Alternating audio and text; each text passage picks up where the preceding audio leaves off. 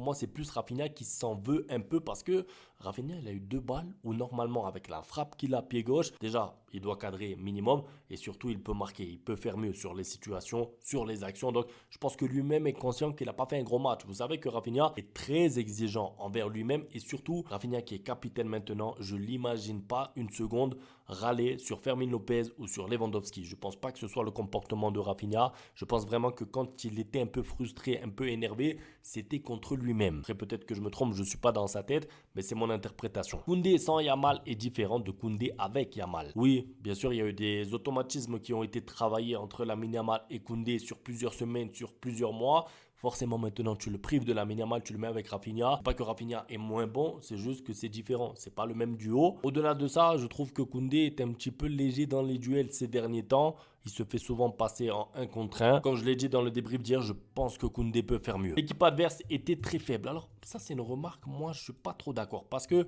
on peut dire pareil de Manchester City Feyenoord. On peut dire que Feyenoord était très faible parce qu'il perdait 3-0 à la 75e minute là-bas à City. Et pourtant, 3-1, 3-2, 3-3. Pourquoi? Parce que manque de concentration, relâchement, changement foireux de Pep Guardiola. On n'est pas là pour faire le débrief de Manchester City, mais tous les matchs en Ligue des Champions sont durs à gagner. Toutes les équipes en Ligue des Champions sont là pour vous embêter, pour prendre des points. Si Dani Olmo ne met pas le 2-0 grâce, on va dire, à un geste de génie, peut-être que le match reste 1-0 plus longtemps dans le match et peut-être que le match se complique. Peut-être que Brest a une situation, une occasion, un but, on ne sait pas. Au-delà de ça, si Brest était top 4 au moment du match, alors qu'il y avait eu 4 journées de Ligue des Champions, c'est pas un hasard. Alors oui, ils ont un peu de réussite sur quelques matchs. C'est pas le vrai niveau de Brest d'être dans le top 4, mais c'est pas des nullards. Maintenant, ce que j'ai envie de dire sur eux, c'est que même quand ils perdaient 1-0, ils sont restés derrière à attendre. Et ça m'a déçu un petit peu parce que les équipes qui font ça, pour moi, en Ligue des Champions, ne méritent rien. Encore une fois, s'il y a des supporters de Brest, je suis désolé, mais ne rien essayer alors que tu es mené 1-0, c'est être défaitiste, c'est dire, bon, ben, on perd 1-0 contre Barcelone, ça me va. Alors que si tu essayes des choses, tu joues un cran plus haut, tu prends des risques, peut-être que tu vas prendre le 2-0, mais tu auras peut-être une chance de marquer le 1 partout. Bref, dernière question, Gavi a repris depuis un petit moment. Qu'est-ce que tu penses de ces matchs? Moi, j'aime beaucoup les rentrées de Gavi. À chaque fois, les contrôles orientés, l'envie qu'il met sur le terrain, ça se propage. Vous le savez, pour moi, c'est que mon avis, il n'est pas encore à 100%. On le voit de temps en temps dans les duels.